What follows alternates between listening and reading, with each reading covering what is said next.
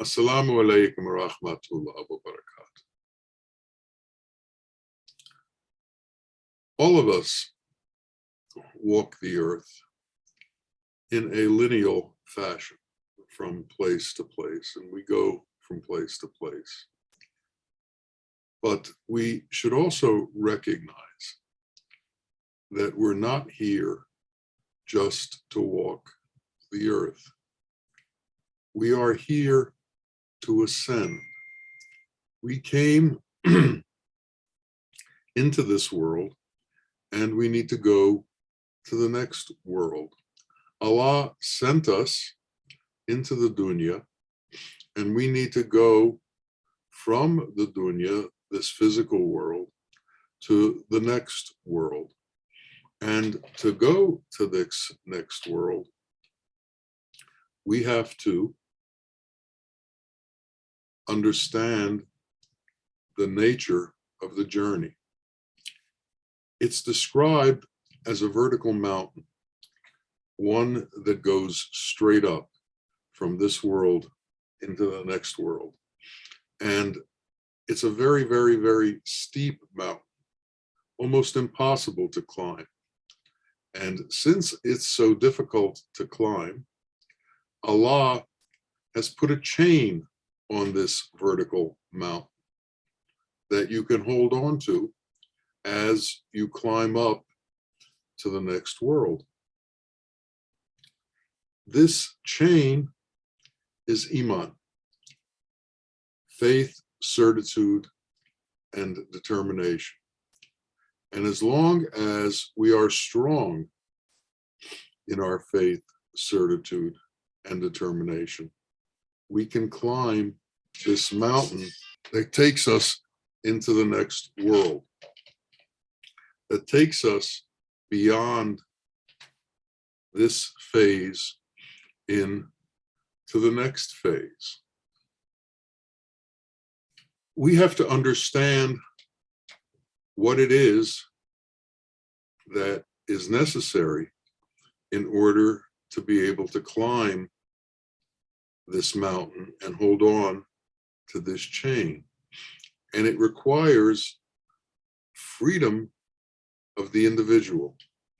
And we can't really climb until we're free. And what is the nature of freedom?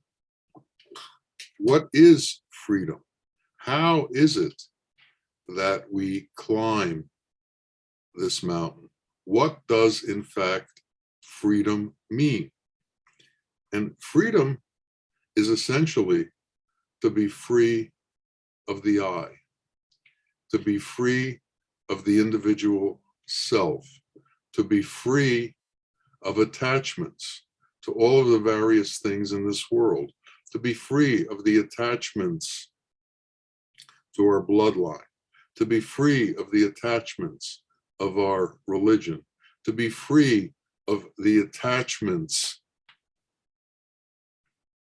of our various desires within the world. As long as we have attachments within the world, we can't climb this chain up the vertical mountain to the next stage of existence. Our attachments to this world hold us in place to this world. And we have to relieve ourselves of these attachments in order to escape this world. Bawa tells a story of a bird who was in a cage that a man had captured and put in the cage. And since it was a small bird, he decided to fatten him up a little bit before he ate him. And one day, as he was ready to eat the bird, he came to the cage, and the bird said to him, "I see you are about to eat me, but I have some things to tell you that I think you should know.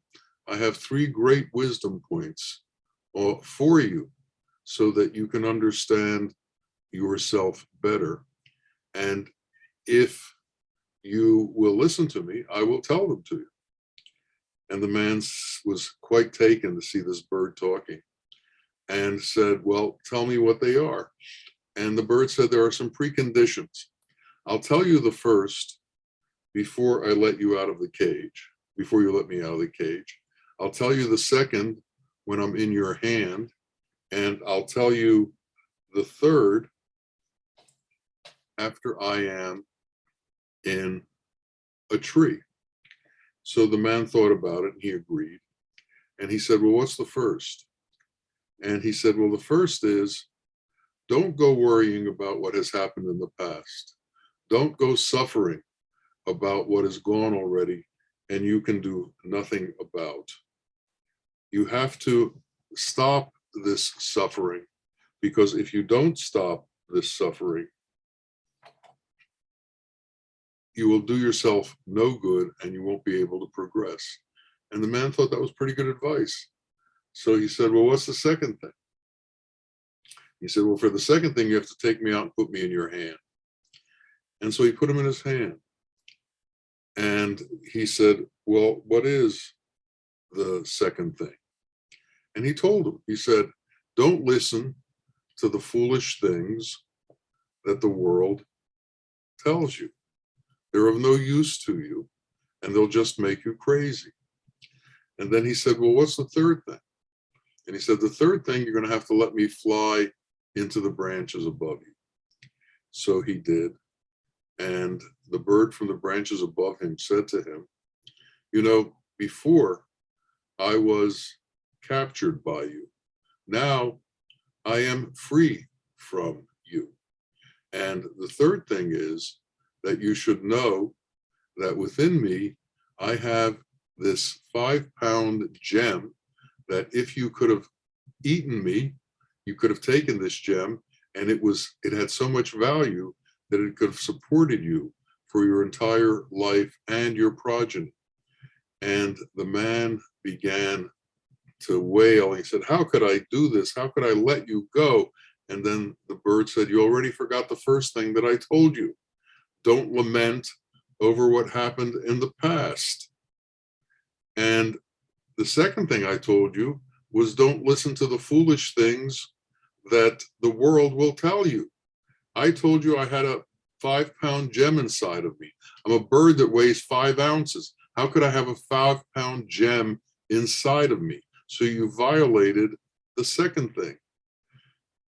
He said, well, you're in the bush. What's the third thing that you can tell me? And he said, the third thing I'm going to tell you is that there's no use talking to fools like you, because you can never learn anything. And the bird flew off. Now, the truth is that as long as we listen to the world, we're not going to learn truth. We're going to learn about the world, and everything within the world is false. Everything within the world is not of the true essence of reality. That reality only comes in the knowledge of God. So if we spend our time trying to get to know the world and to understand the world, we are not going to be adding to our self-improvement or self-knowledge. We won't be helping ourselves climb this chain that takes us into the next realm. To alleviate this difficulty, because there's such a lack of truth within the world, Allah sends in every generation a Kutub. And a Kutub comes from the light world into this world and explains to this world the truth and reality.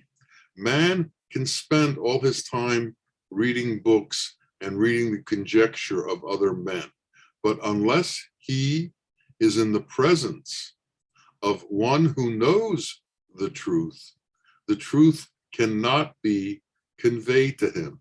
The truth cannot be learned. And the miracle, one of the miracles in our life was the fact that we lived with such a ketub. We lived with such a man of wisdom.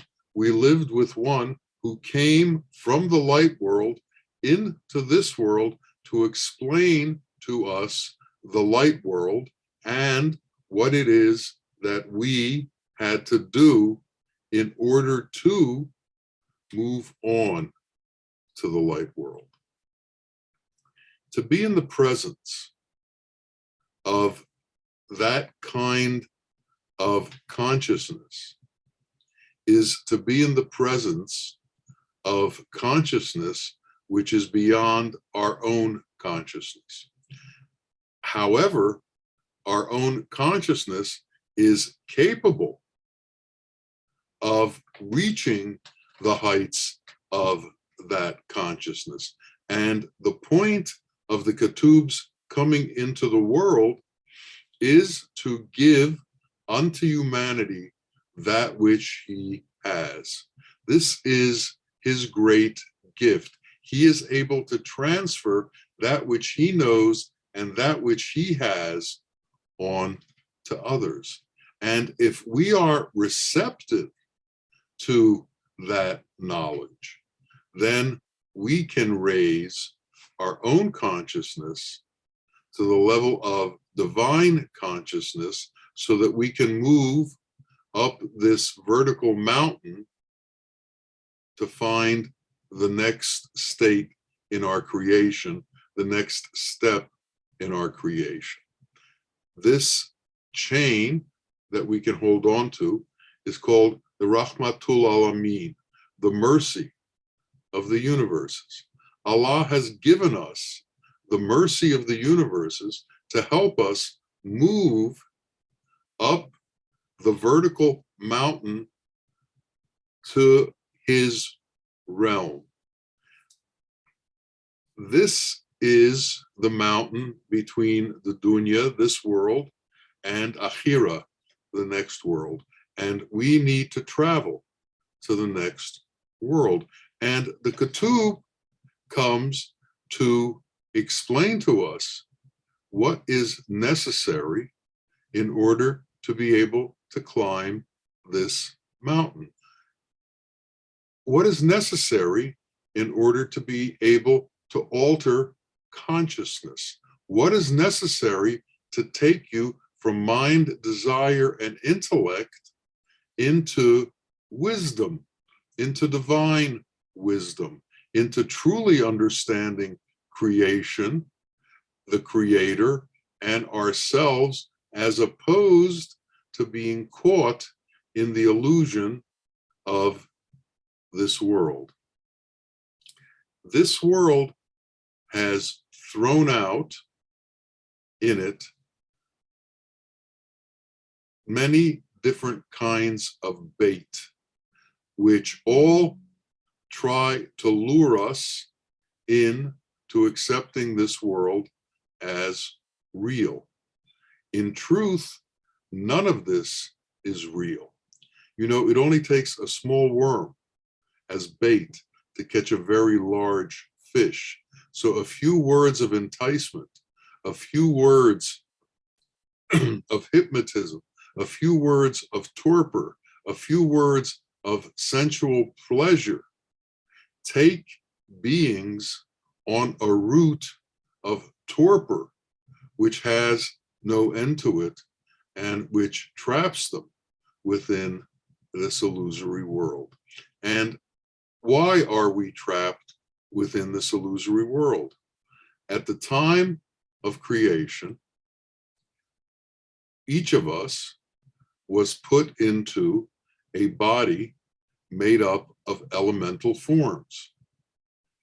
Our soul, which was incubated within Allah, which resided within Allah as a ray of effulgence within Allah, was thrust out from Allah and came into the world.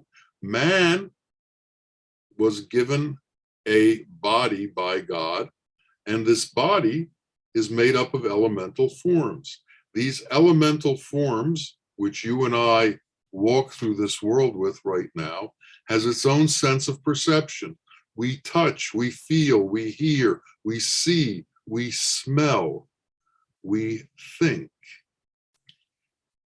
These elemental perceptions create an arrogance within us that makes us think we are somehow unique, somehow individual, somehow self-subsistent, somehow stand alone, somehow sovereign in our being. This is an illusion. This is illusion that is catapulted into being through sensory perception. So our sensory perception tricks us into thinking that we stand alone, unique, and individual. This perception is not accurate. The senses that we have through this elemental form are for us to get along in this world, but only to be walking on the horizontal plane. We need to go beyond the horizontal plane of the world into the vertical plane towards Allah. We need to transcend upwards towards the next world and prepare ourselves for leaving this world. But as long as we are satisfied with that which we have in this world, with our perceptions within this world, as long as we are satisfied, then we see no reason to go further. We see no reason to move further. We get caught in the attachments of the stories that were told in the world. When we break with our attachments, we have to understand some things. Your religious leaders will not go to the grave with you. Your teachers will not go to the grave with you. All of the ones who influence your life will not go to the grave with you. You go alone. The only thing that can come with you beyond this life, the only things that you can take with you beyond this life is what you've done within this life, the good and the bad. That comes with you. It isn't about what religion you were in. It isn't about what caste you were in, what race you were in, what color you had, what language you spoke. It's about the qualities of what you spent your life doing and being. And the ketubs are a representation in manifest form of God's qualities. So the ketub doesn't have the qualities of the earth. He doesn't have the torpors of the earth. He doesn't have the hypnotisms of the earth. He doesn't have the fascinations of the earth. Just the opposite. He has the qualities of God and the attributes of God. So that which the ketub comes with is the part of you that is recognized by your own soul. So we, as individuals, can recognize ourselves in each other, but can we recognize God in each other? The ketub comes to make it possible for us to recognize God in man, to understand that God in fact exists, and even though it's in a manifest form, this form is not the reality of what God is. This form is just an exemplar so that we can have a feeling for the formless. So we have to take from the form and interpolate the formless, take ourselves to the place where the body doesn't exist, where the I gets lost, where mind and desire no longer influence us. When that happens, then we become free. Then our faith in truth can be strong. Then our certitude and determination can be strong because we are not held back by the world. Imagine carrying the entire world and trying to climb this vertical mountain to our Lord. The burden of the weight of the world is too much for us. And so we have to resolve all of the worldly problems before we can move forward. Well, there is no way to resolve the worldly problems because there is no end to the worldly problems. There is no end to torpor. There is no end to disease. There is no end to enmity. There is no end to wars in this world. There is no end to separations. And because of these separations that the world induces, there is no end to our internal conflicts and our internal needs. As long as we believe the world is real, we will have problems to solve ad infinitum. As soon as one is resolved, another one comes to take its place. They never stop. And they don't stop because the I is individually involved in every one of these problems and sees these problems as hindrances to its existence and as a need that somehow needs to be resolved, needs to be worked out, needs to be put into place so that we can move forward. But when we think we're ready to move forward, another need arises, another difficulty arises, another problem arises. And then we have to pay our attention to this problem. So one after the other, we keep running into problems, thinking that the resolution of problems is what's going to relieve us and allow us to be free. It's not true. We have to look at why do we have these problems? What is the cause root of these problems? What is it that brings us to this constant state of a need for resolution?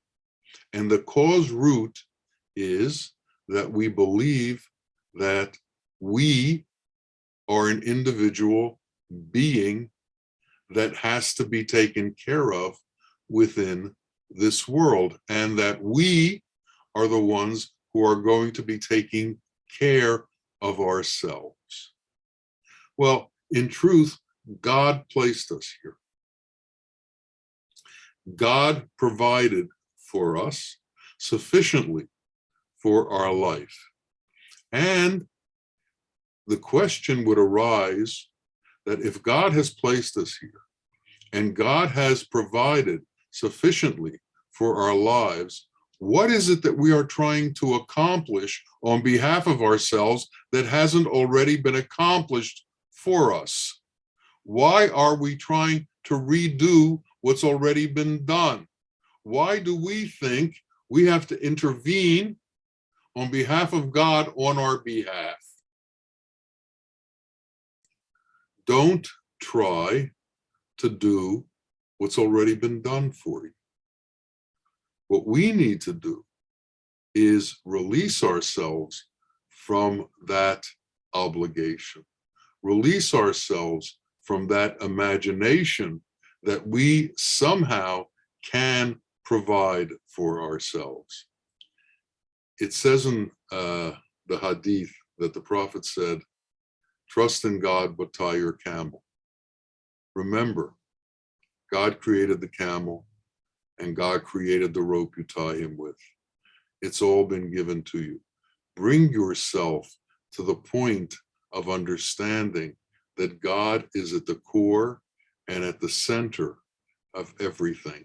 And in order to move into consciousness that is transcendent, that can move up this vertical mountain, we have to relieve ourselves of consciousness that is tied to the world.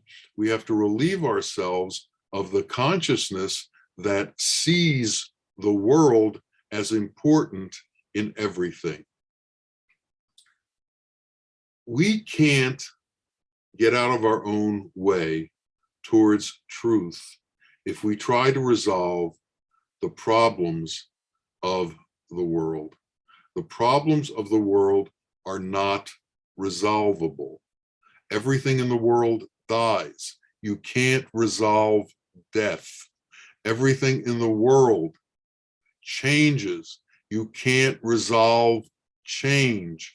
All of these things are going to happen over and over and over again. And if we try to push ourselves in the direction of trying to change the nature of the existence of this world, we are running on a treadmill and we're getting nowhere, especially not getting anywhere in the advancement of our own consciousness and our movement towards the world of light.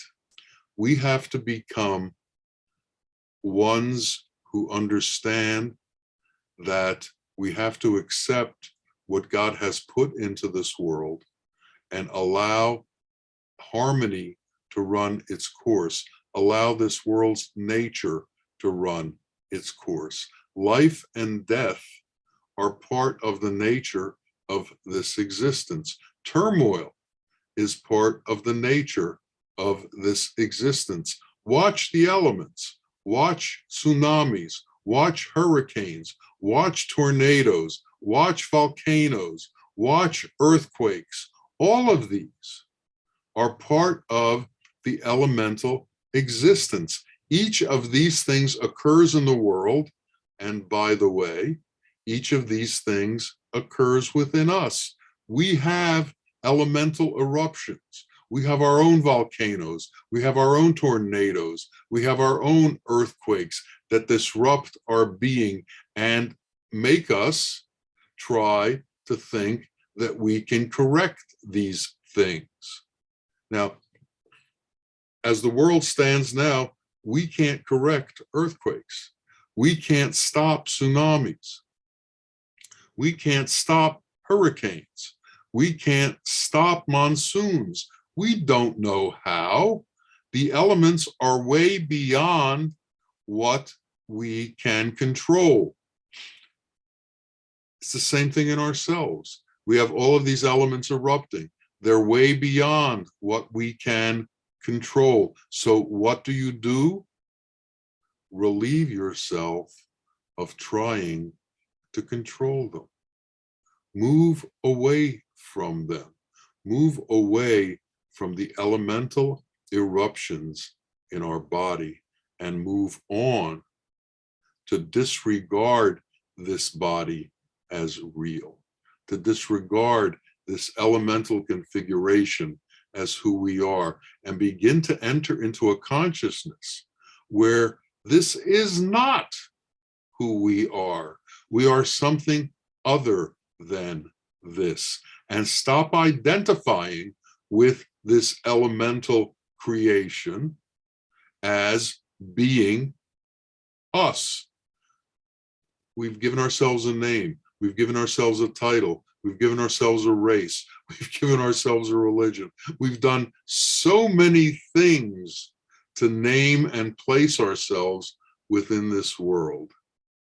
What happens when this body disappears? The name disappears, the religion disappears, the title disappears.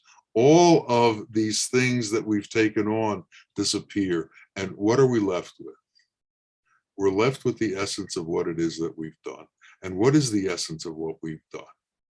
Is that essence in God's qualities, or is that essence in the world's qualities? Is that essence in enmity, in anger, in hatred, in separation, in jealousy, or is that essence in mercy and compassion and justice and truth?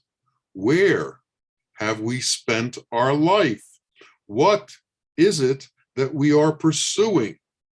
If we pursue Allah's qualities, then that means we've forgotten about the self. Allah has no identity of self. He is formless. Can we enter into a state where we lose our identity of the self and see the unity within creation? God has no need for things. We are constantly in need of things if we are this elemental creation. God gives. God doesn't take. Do we give or do we take? What is the nature of our essence? Now, it's undeniable that we need certain things. We need air, we need water, we need food, and we need to subsist. But what is our attachment to those things? Is the need to hold on to those more important than our need to know the truth? Is our need to hold on to those things more important than finding out about reality? We have to set priorities in order for us to know ourselves.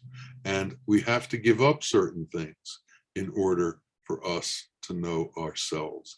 One of the things that we have to give up is this attachment to the self. This I has to disappear. The intellectual consciousness has to disappear.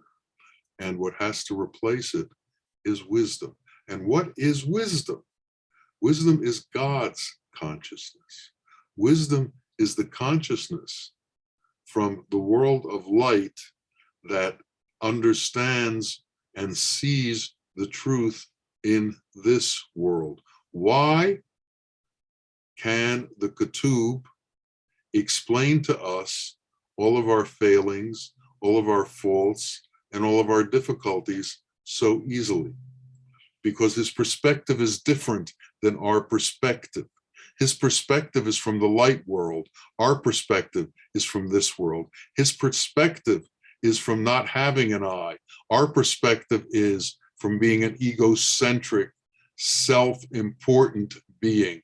His perspective is the perspective of the one who gives and supports and maintains, as opposed to the perspective of the I, which is looking to be maintained, supported, and protected. We need to understand the difference, and we need to move towards the status of wisdom. The Ketub told us while he was in his presence, become like me.